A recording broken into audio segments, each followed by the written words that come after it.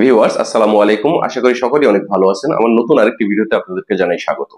তো ভিউয়ার্স, আপনারা অনেকেই আমাকে মেসেজ দিয়ে থাকেন যে আপনারা আপনাদের মোবাইলের অ্যাপস গুলা কিভাবে হাইড করবেন। কারণ এই অ্যাপস হাইড সংক্রান্ত বা আপনার ভিডিও, তারপরে হচ্ছে ফটোজ, এগুলো হাইড সংক্রান্ত ভিডিও আমি আগেও আপলোড দিয়েছিলাম।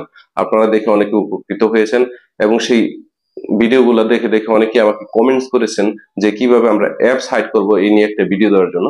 তো আমি আজকে আপনাদের জন্য নিয়ে এসেছি কিভাবে আপনি আপনার মোবাইলের অ্যাপস গুলো হাইড করবেন এবং কোনো থার্ড পার্টি অ্যাপস ছাড়া, সেই বিষয়টি আপনাদেরকে দেখাবো। তো চলুন কথা না বাড়িয়ে ভিডিওটি শুরু করা যাক।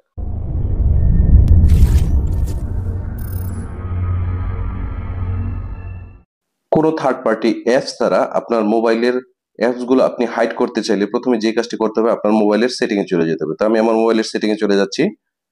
সেটিং এ আসার পর এখানে দেখতে পাচ্ছেন, একটু স্ক্রল করে নিচে আসবেন, হোম স্ক্রিন নামে একটি অপশন দেখাচ্ছে, এটার উপরে ক্লিক করতে হবে।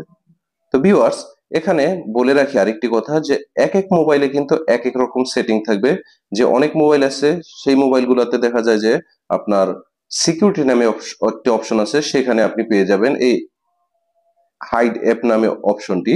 আবার অনেক মোবাইল আছে সেখানে বায়োমেট্রিক এন্ড পাসওয়ার্ড নামে একটি অপশন আছে, সেখানে পেয়ে যাবেন। তো যে মোবাইলে কাজ করেন সেইভাবে করবেন। আমি স্যামসাং মোবাইল দিয়ে দেখাচ্ছি। স্যামসাং মোবাইলে আপনি হোম স্ক্রিন যে অপশনটি আছে এটার মধ্যে পেয়ে যাবেন। এই যে দেখতে পাচ্ছেন হাইড অ্যাপস নামে একটি অপশন দেখাচ্ছে, এটার উপরে আমাদেরকে ক্লিক করতে হবে। ক্লিক করার পর এখন আপনি যেই অ্যাপস গুলো হাইড করতে চাচ্ছেন সেই অ্যাপস গুলোর উপরে এভাবে টিকমার্ক করে দিবেন। তারপরে আমি ফেসবুক করে দিলাম, তারপরে করি আমি হোয়াটসঅ্যাপ করি। তারপরে এখানে এই যে ডান অপশন দেখতে পাচ্ছেন নিচে, এই ডানের উপরে ক্লিক করতে হবে।